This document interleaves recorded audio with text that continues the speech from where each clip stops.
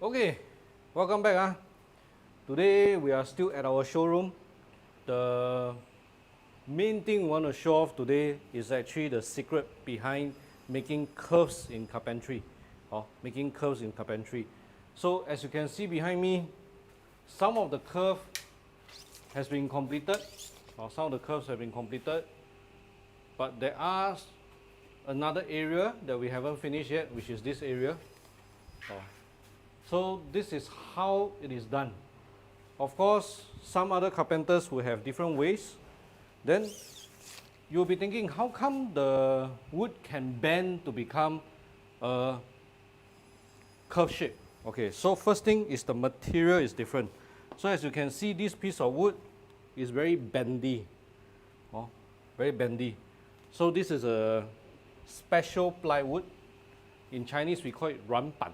So in English, direct translation will be a soft board. This is a soft board. It's still plywood, but it is made precisely to be the grains in one direction.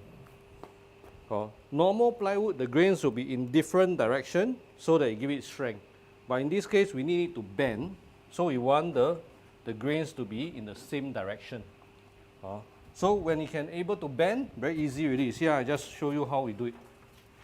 So if I want to sew up this curve, what I will do is I will start from, let's say, the corner, right? The corner, and then I will start securing it to the structure, securing it to the structure. So as you can see, one side has been finished, the outside has been finished already, but the inside here we purposely left for a bit of time for us to take video. This is what we haven't finished yet. And there are still some things for us to do before we can finish, which is mainly to check the structure. Usually for this kind of works, I want to check all the structures. I make some circles here. The circles is the uneven nails that came out of the wood. So I want to make sure that all is level. Now it's level already. Now it's level already. So when the board goes on, it will not jut out. It will not jut out. So the workmanship involved is actually quite tedious to make this curve, This is a big curve. How come we need to make a big curve? Is because if the curve is too small, then the laminate can break. The laminate can break. So some of the small curve that you see in carpentry is done in a different method. Next time when we build a small curve in our other parts of the carpentry, we will show you. We will also share with you how we make the small curves. So right now, I also got other things to let them know how to finish. Like for example, all these wires behind me, these wires have to come down. The wires have to come down at a certain location. So later I'll give them the instructions. If you realize, some of our works in this area doesn't really have much drawings. A lot of it is from our imagination, and then there is some sketches, and then after that we start building. Okay, what is the reason behind this? Different from a home renovation, what we're trying to achieve here is pretty much quite different from a normal house build. In fact, some of the areas we are trying to show off our skills. And when you're trying to show off your skills, it's very complicated. So for my drafters, if they were to try to draw all the drawings the usual way, very detailed, and then until the details are all out, then they can build, it will create a very long delay.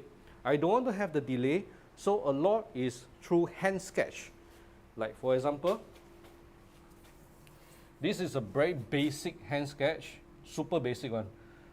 So basic until you may laugh at it, but it works because after explanation, our carpenters, or rather the carpenters with me, have worked with me so long, they actually know what we are trying to achieve. Some of the measurements are not there. This one is piece by piece one. Like right now, I'm doing this structure. All right. So I want my master Sifu, to do this structure, and then I want him to move to another area which is more difficult.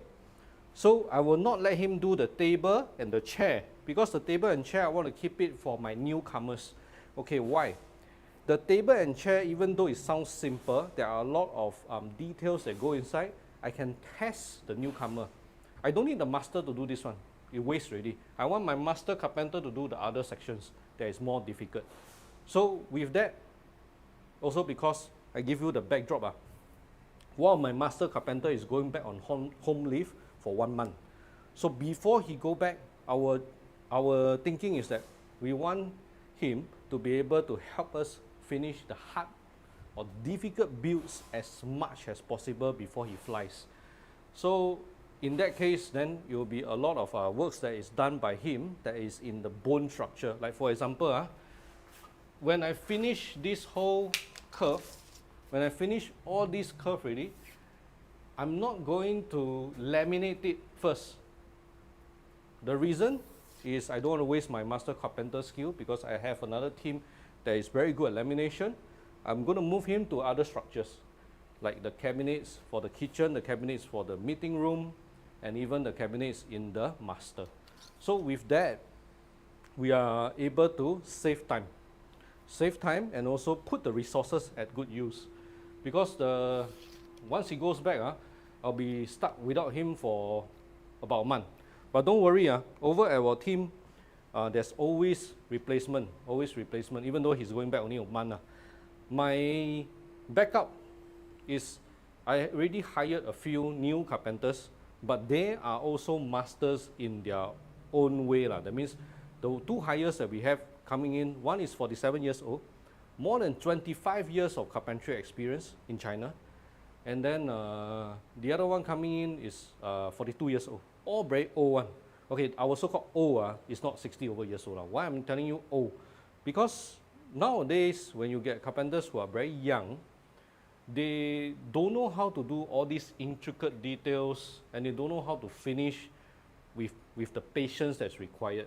We need the carpenters who are very patient. Because if you're not patient, you got problems. You got issues of a lot of things doing wrongly, or they are just too, I give you one example. Okay, for example, today, the first round when I came upstairs to see, we don't have so many structures. Even the master carpenter was a bit lazy. He missed about 2 structures.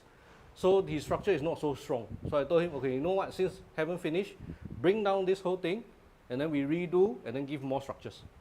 Give more structures so that it is able to support, the curve of the wood. Because end of the day, this showroom, we think that we want to renovate like once, not always renovate. So with that, you want to make sure that everything is being able to finish to our standards, up to our level. Little 这边我们从这边看得到，我看一下里面会不会比较好一点 angle。Okay, here better. Okay. Okay, if you can see, there is actually a round hole here. So what's this round hole? Because this area, or rather the area I'm standing at, will be the kids show area. So this will be a bunk bed here. So if you do bring your kids here for your carpentry meetings to discuss with us, they may get bored. Okay, we put them here to play with toys. They can run around in the safety of one room. But the problem is that you want to see them. So I have a glass that you can see through from here, and then the door will also be glass one, but with safety features. That means the glass will be framed up with a lattice design, so you won't easily break. So with that, the glass door, whether you see through from the glass door or you see through from here, you can actually see your children. And I also plan to have a Xiaomi, shouldn't see the brand right, never mind. I am going to have a CCTV for you all, and then you can even speak to your children. So you can see what's going on and also speak to your children if you need to. If not, you just shout also can. Hey, 不要玩了，不要玩了，不要玩到笑啊。Okay, so it's quite common. Children, when they come to a new environment, they will, run around. So we want them to be able to run around in the safety of a confines of a children pre-purposely planned room. That means with children, toys, safety features, no sharp corners and things like that. So with that, of course, we also want to make sure that homeowner is very, what's that called, relaxed when they come in here. They can be safely let their children stay in one room and play. Or just enjoy the iPad, you know, we give you the Wi-Fi access and then you enjoy the iPad there, don't lie on the bed, you know, just like home like that. So that's the idea here, because end of the day, our carpentry meeting is quite long. Sometimes it's about 2 hours, 3 hours, even most, my record, I had one meeting that went 8 hours. So you'll be surprised what we discuss in 8 hours, but next time I'll share with you. Because most meetings will take 2-3 hours, usually. But when you have an 8-hour meeting, it's quite scary. So there are cases like that, because some of the times there is a lot of things to talk about. There are a lot of things to talk about. Then we'll make sure that homeowner have a chance to listen to every single detail. Then, okay, I think I'm good. I want to go back to helping them, make sure that the wiring come down correctly, and then I will design the next area. So with that, if you like what you see, you want us to become your renovation contractor, or you want us to be your interior designer or your carpenter, the number to WhatsApp to us is 9007 3368. 9007 3368. Then with that, our team will handle your case and you can come over to the sales event and see us. Try not to call us because that number leads directly to me, but most of the time I'm on meeting and sometimes I'm on the job site running around, or now I'm designing the factory, and also I'm probably won't be able to handle your phone call. Confirm customers and customers that are already in the pipeline with us, you can try to call, but most of the time you may be disappointed. It's okay, leave a message, our team will handle, our team will reply you. And at our most convenient time, we will call you back. We will call you back. Okay, so once again, our WhatsApp number, 9007 3368. I will see you in the next video. Bye-bye.